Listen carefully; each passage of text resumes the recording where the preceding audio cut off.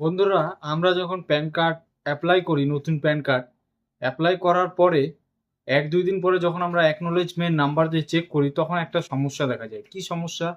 স্ক্রিনে আপনারা দেখতে পাবেন। আর এই সমস্যাটা কখন হয়? যখন আমরা অ্যাপ্লাই করি যে সিগনেচার আসবে, সিগনেচার আপলোড করি, সিগনেচার সহ প্যান কার্ডটা আসবে, যে আধার কার্ডের সাথে সাইন না করে আমরা সিগনেচার আপলোড করি, যে সিগনেচার আপলোড করার পর যে অ্যাপ্লিকেশনটা হয় সেটাতে এই প্রবলেমটা দেখা দেয়। প্রবলেমটা কি সেটা আপনারা স্ক্রিনে দেখতে পাচ্ছেন। প্রবলেমটা দেখুন, সবার প্রথমে উপরে নেম যেটা রয়েছে সেটা আছে, তার উপরে অ্যাকনোলেজমেন্ট নাম্বার যেটা রয়েছে অ্যাকনোলেজমেন্ট নাম্বারটাও রয়েছে, ক্যাটাগরি যেটা রয়েছে ক্যাটাগরিও রয়েছে। স্ট্যাটাসটা কিন্তু এখানে দেখাচ্ছে কি, we have receive the documents with reference to your pan application, how ever the documents are not valid, please click here for details. তো এখানে কিন্তু কোনো কারণ উল্লেখ করা নেই কিসের জন্য যে এটা ভ্যালিড দেখাচ্ছে না, ইনভ্যালিড দেখাচ্ছে। নট ভ্যালিড মানে ইনভ্যালিড দেখাচ্ছে, কিসের জন্য কোনো কারণ উল্লেখ করা নেই। আর আমি এটা আরেকবার বলে দিচ্ছি, এটা কিন্তু আধার কার্ডের সাথে সাইন যেটা অ্যাপ্লিকেশন হয় সেটার জন্য কিন্তু না। যেটা ডকুমেন্টস আপলোড করতে হয়, সিগনেচার আপলোড করতে হয়, আর প্যান কার্ডটায় সিগনেচার সহ আসে। স্ক্রিনে দেখুন, এই পাশে দেখুন স্ক্রিনে একটা আমি আধার কার্ডের ছবি দিয়ে দিচ্ছি, এরকম সেম টু সেম আসে, মানে সিগনেচার সহ আসে এইরকম। আর আপনারা যদি সাইন করেন আধার কার্ডের সাথে, তাহলে কিন্তু সিগনেচার আসবে না। এটা নিয়ে আমি পরবর্তীতে কথা বলবো। এখন যেটা টপিকে কথা হচ্ছে সেই টপিকটা আগে শেষ করি। দেখুন আপনারা কিভাবে বুঝবেন তারপরে যে আপনাদের প্রবলেমটা কি রয়েছে।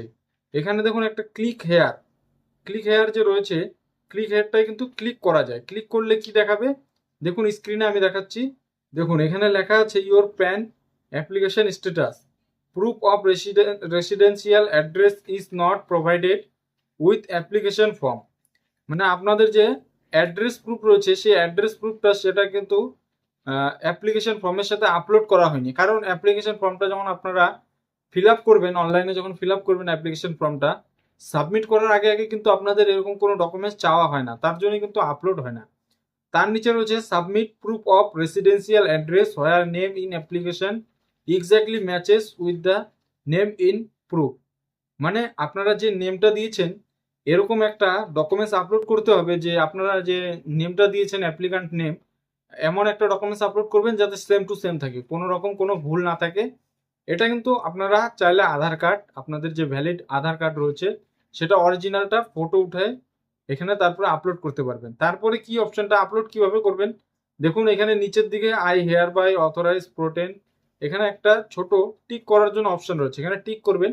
টিক করার পর এখানে চুজ ফাইল একটা অপশন দেখতে পাবেন। স্ক্রিনে আমি সম্পূর্ণটা দিয়ে দিচ্ছি, চুজ ফাইল দেখতে পারবেন।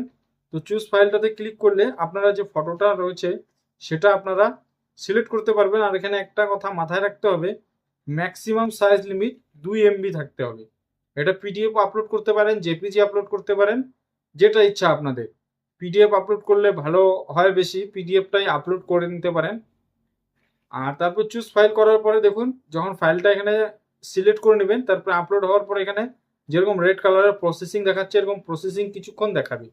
প্রসেসিং দেখানোর পর তারপরে দেখুন এখানে একটা অপশন আসবে, do you want to upload more documents.